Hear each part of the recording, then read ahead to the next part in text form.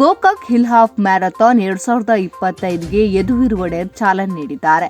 Rotary club Gokak ಇವರ ಸಹಯೋಗದಲ್ಲಿ ನಡೆದ ಹಾಫ್ ಮ್ಯಾರಥಾನ್ ಬೆಳಗಾವಿ ಜಿಲ್ಲೆ ಗೋಕಾಕ್ ನಗರದಲ್ಲಿ ನಡೆಯಿತು. ಹೊರ ರಾಜ್ಯದಿಂದ 3,000ಕ್ಕೂ ಹೆಚ್ಚು ಸ್ಪರ್ಧಾಳುಗಳು ಭಾಗಿ. ಮ್ಯಾರಥಾನ್ನಲ್ಲಿ 10 ಕಿಲೋಮೀಟರ್ ಓಡಿದ ಯದುವೀರ್ ಒಡೆಯರ್ ಭಾರತದಲ್ಲಿ ಆರೋಗ್ಯಕರ ಸಮಾಜ ಸೃಷ್ಟಿ ಮಾಡಲು ಮುಂದಾಗಬೇಕಾಗಿದೆ. ನವೆಂಬರ್ ತಿಂಗಳಂದರೆ ನಮ್ಮ ರಾಜ್ಯೋತ್ಸವ. ಮೈಸೂರು ಕೊಡಗಿನಂತೆ ಗೋಕಾಕ್ ನಗರ ಕಾಣುತ್ತಲಿದೆ. 1956ರಲ್ಲಿ ಗೋಕಾಕಿಗೆ ಆಗಮಿಸಿದ ತಾತ ಶ್ರೀ ಜಯಚಾಮರಾಜ ಒಡೆಯರ್ನು ನೆನಪಿಸಿದರು. ಮಹಿಳಾ ಮತ್ತು ಪುರುಷ ವಿಜೇತರಿಗೆ ಯದುವೀರ್ ಒಡೆಯರ್ ಮತ್ತು ಸ್ವಾಮೀಜಿಗಳಿಂದ ಬಹುಮಾನ ವಿತರಣೆ ಮಾಡಲಾಯಿತು. ಬೆಟ್ಟ ಹತ್ತೋ ಒಂದು ಸಂದರ್ಭದಲ್ಲಿ ಎಂಥ ಒಂದು ಸುಂದರವಾದಂಥ ನಗರದಲ್ಲಿ ತಾವೆಲ್ಲರೂ ಬದುಕ್ತಾ ಇದೆ ಅಂತ ನಮಗೆ ಗೊತ್ತಾಯಿತು. ಅತ್ಯಂತ ಒಂದು ಶ್ರೇಷ್ಠ ಸ್ಥಳ, ಈ ಹಸಿರು ಹದಕು ಮತ್ತೆ ಸುಂದರವಾದಂಥ ಬೆಟ್ಟಗಳು, ನಂತರ ಒಂದು ಒಳ್ಳೆ ಪರಿಸರ ಏನಿದೆ ಇಲ್ಲಿ, ನಿಜಕ್ಕೂ ಒಂದು ನೀವೆಲ್ಲರೂ ಪುಣ್ಯವಂತರು ಅಂತ ನಾನು ಭಾವಿಸ್ತೀನಿ. ಅದೇ ನಮ್ಮ ಮೈಸೂರು ಕೊಡಗು ಥರನೇ ಒಂದು ರೀತಿ ಕಾಣುತ್ತೆ ಅಂತ ನಾವು ಹೇಳ್ಬೋದು.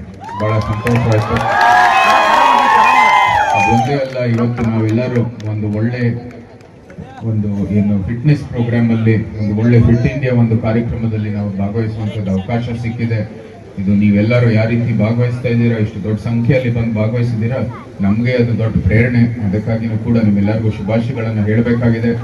ಭಾರತದಲ್ಲಿ ನಮ್ಮ ಏನು ಒಂದು ಆರೋಗ್ಯಕರ ಸಮಾಜವನ್ನು ಸೃಷ್ಟಿ ಮಾಡೋದಕ್ಕೆ ನಾವೆಲ್ಲರೂ ಮುಂದುವರಿಬೇಕಾಗಿದೆ. ಪ್ರಧಾನಮಂತ್ರಿಯವರು ವಿಕಸಿತ ಭಾರತಕ್ಕಾಗಿ ಮುಂದುವರಿತಾ ಇದೆ. ಆದರೆ ಒಂದು ಆರೋಗ್ಯಕರ ಸಮಾಜದ ನೆಲೆಗಟ್ಟದ ಮೇಲೆ ಈ ವಿಕಸಿತ ಭಾರತವನ್ನು ನಾವು ನಿರ್ಮಾಣ ಮಾಡಬೇಕಾಗಿರ್ತಕ್ಕಂಥದ್ದು ಅತಿ ಅವಶ್ಯ. ಆ ನಿಟ್ಟಿನಲ್ಲೂ ಕೂಡ ನೀವೆಲ್ಲರೂ ಇಂತಹ ಕಾರ್ಯಕ್ರಮವನ್ನು ಹೆಚ್ಚಿಸಬೇಕಾಗಿದೆ. ಅದಕ್ಕಾಗಿ ನಮ್ಮ ರೋಟರಿ ಏನು ಗೋಕಾಕ್ ಇದೆ ಮತ್ತೆ ಅನೇಕರು ಇದಕ್ಕೆಲ್ಲರಿಗೂ ಕೈ ಜೋಡಿಸಿ ಒಂದು ಫಿಟ್ನೆಸ್ ಪ್ರೋಗ್ರಾಮ್ ಯಾರು ಮಾಡಿದ್ದಾರೆ, ನಿಜಕ್ಕೂ ಶ್ಲಾಘನೀಯ ಅಂತ ನಾನು ಭಾವಿಸ್ತೀನಿ.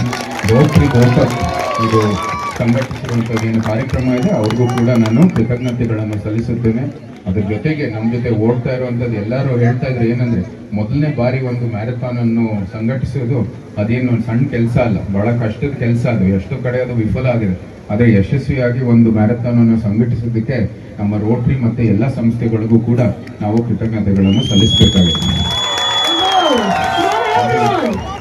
ಇಂಥ ಒಂದು ಒಳ್ಳೆ ಕಾರ್ಯಕ್ರಮದಲ್ಲಿ ನಮಗೆ ಮೊದಲನೇ ಬಾರಿ ಗೋಕಾಕಕ್ಕೆ ಆಗಮಿಸುವಂತ ಒಂದು ಸೌಭಾಗ್ಯ ಸಿಕ್ಕಿದೆ.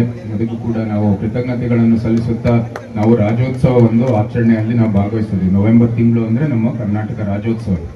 ಇದೇ ಒಂದು ಸಂದರ್ಭದಲ್ಲಿ ರಾಜ್ಯೋತ್ಸವ ಆಗಿರುವಂಥದ್ದು ಅಂದ್ರೆ ರಾಜ್ಯೋತ್ಸವಕ್ಕೆ ಕಾರಣ ಆಗುವಂಥದ್ದು 1956ರಲ್ಲಿ ನಮ್ಮ ಪೂಜನೀಯ ತಾತ್ಮವರಾದಂತಹ ಶ್ರೀಮನ್ ಮಹಾರಾಜ ಜಯಚಾಮರಾಜ ಒಡೆಯರ್ ಅವರು ಈ ಭಾಗಕ್ಕೂ ಬಂದಿದ್ರು.